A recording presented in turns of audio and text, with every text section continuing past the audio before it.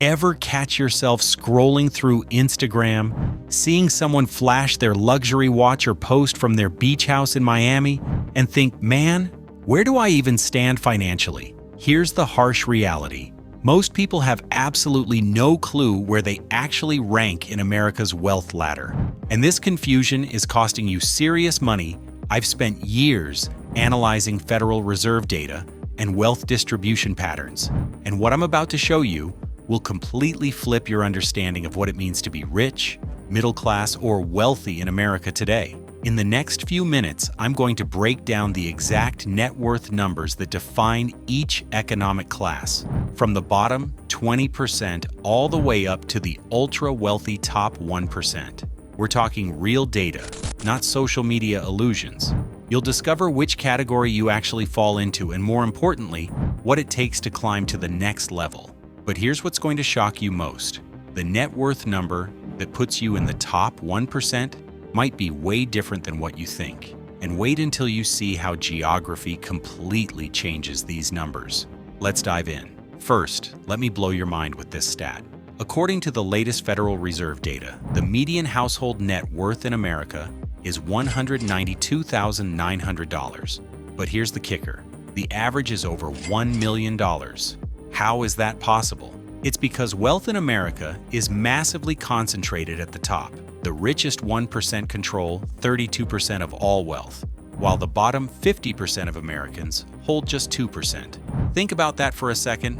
Half the country shares 2% of the pie, while 1% gets nearly a third. This skewed distribution is why your Instagram feed is so misleading about what normal wealth actually looks like. Let's start at the bottom. If your net worth is between $0 and $16,900, you're in what economists call the lower class.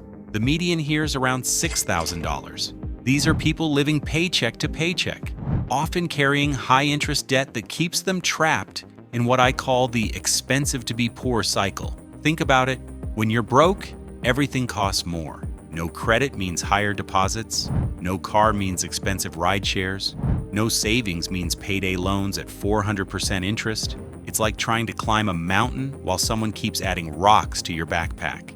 The system literally works against you when you have no financial buffer. Next up is the lower middle class, with net worth between $16,900 and $43,000. The median income here is about $61,000. But here's the cruel irony. These folks often get hit the hardest during tough times. They make just enough to not qualify for government assistance, but not enough to weather major financial storms. One medical emergency, one job loss, and they can slide right back into the lower class. They're skilled workers, often in trades or service industries, but they're walking a financial tightrope without a safety net. Now we hit what most people think of as middle class. Net worth between $58,550 and $169,420, with a median around $145,200. This is where the American dream supposedly lives. These people typically own homes, have retirement accounts, and can handle minor financial setbacks. But here's what's wild. Even within this range, there's massive variation. Someone with $60,000 net worth and someone with $160,000 are both middle class on paper, but their financial realities are completely different. The lower end is still vulnerable to economic shocks, while the upper end is building real wealth momentum. This brings us to the upper middle class, net worth between $500,000 and $2 million. This group includes what financial experts call HENRYs, high earners, not rich yet.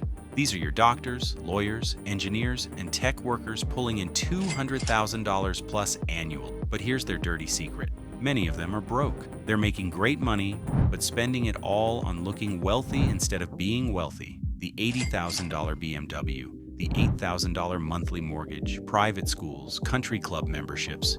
They're trapped by lifestyle inflation and often have less liquid savings than someone making half their income. The smart ones in this category are maxing out their 401k, investing in real estate, and using tax advantage strategies. But they're also getting hammered by taxes. earning too much for most deductions, but not enough to access the tax strategies of the truly wealthy real upper-class wealth starts around $2.65 million. This is where passive income begins to compete with earned income. These people aren't just working for money, their money is working for them. But even here, there are massive tiers. The top 1% threshold is around $5.8 million, though some estimates put it closer to $12 million depending on how you measure it. And the top 0.1%, we're talking $62 million plus. At these levels, you're not just wealthy, you have access to investments that regular people can't even touch. Here's where it gets really interesting. Geography completely changes these numbers. That $2 million net worth in rural Alabama, you're basically royalty. In Manhattan, you might struggle to afford a decent apartment. The income needed to be in the top 1% varies wildly by state. In Connecticut, you need over $1 million in annual income. In West Virginia, just $416,000. This is why so many tech workers feel broke in San Francisco despite making $300,000 a year, while someone making $100,000 in Austin feels wealthy. Here's the most important part. These categories aren't prisons. Warren Buffett, one of the richest people alive, still lives in the same house he bought in 1958 for $31,500. He drives modest cars and eats at McDonald's. Why? Because he understands opportunity cost. Every dollar you spend trying to look wealthy is a dollar that can't compound and make you actually wealthy. The difference between the upper middle class and the truly wealthy isn't just income, it's mindset. Wealthy people ask, how can this money work for me? While everyone else asks, what can I buy with this money? The person driving the 10-year-old Honda Civic might have a 7-figure investment portfolio, while the person in the brand new BMW might be drowning in debt. Appearances lie, net worth doesn't. So where do you really stand? These numbers aren't meant to discourage you, they're meant to give you a roadmap. Whether you're starting at zero or already in the millions, understanding these levels helps you set realistic goals and avoid the traps that keep people stuck. Remember, these are snapshots, not life sentences. Focus on building assets, not liabilities. Invest in yourself and your future, not in impressing people who don't even care about your financial success. If this opens your eyes to where you really stand financially, hit that subscribe button for more reality checks about money. And if you want to avoid the biggest wealth-killing mistakes that keep people trapped in these lower categories, check out the video I'm linking right here.